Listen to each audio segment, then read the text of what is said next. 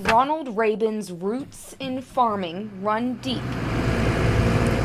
Unlike the new plants that grow from the seeds he drops into the ground each year. My daddy's daddy, he farmed. He's driving in that hole right there. 4 generations later, 61-year-old Rabin turns 1,200 acres of Horry County land into cotton and soybeans each year. Rabin's 3 children used to help him on his farm when they were growing up. That's the best help I ever had.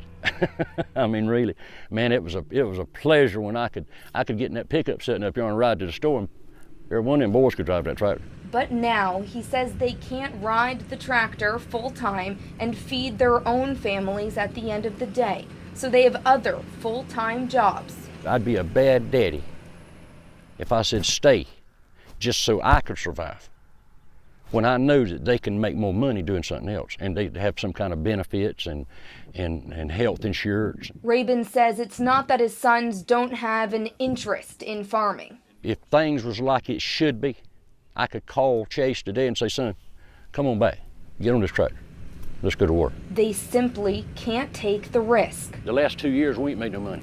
All we've done is survive. And then the October floods hit, destroying the crops. I went back to over $200,000. Rabin says farmers used to have a larger profit margin to rely on to overcome those kinds of disasters. Now costs have soared, requiring $500,000 in loans this year just to be able to plant. I used to spread fertilizer for other people for $63 a ton. That's how much it cost. That same fertilizer today, I'm buying today to go in this cotton field, is over $500. And the prices for his crops have plummeted. He says he'd get as much as 87 cents for a pound of cotton years back. Now he'll get 61 cents. 3 weeks ago, it was 55 cents. And it won't pay the bills. So when Rabin is finished farming, his land will be too. When I die or get too old, it'll probably have to be sold. There'll be houses growing on it, and I want to see these people eat these houses. That's what I want to see them learn, how to eat these houses instead of grow crops. But without farmers, you won't find food at a farmer's market, a grocery store, or anywhere. So young people who are getting into farming are getting creative.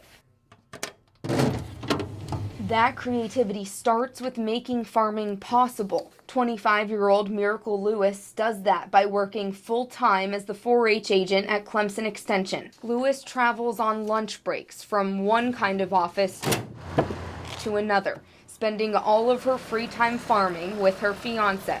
I would say I probably invest 75% of what I make from my job at Extension back into the farm. Ideally, I would like to farm full-time. I'd rather be playing in the dirt all day or playing with goats or just doing anything a farmer has to do. She's not one of the tamer ones. Lewis says that passion is in her blood. Part of our farm was my great-grandpa's, then it was my grandpa's, and then my dad's. My dad's not a farmer, so it's sort of skipped a generation, but I am the 4th generation that has lived on it and had something to do with farming. The size is a lot smaller this week with the season nearing an end. But Lewis can't make farming her full-time job. I have school loans to pay back, I have bills to pay, and our farm is not making enough money to supplement that right now.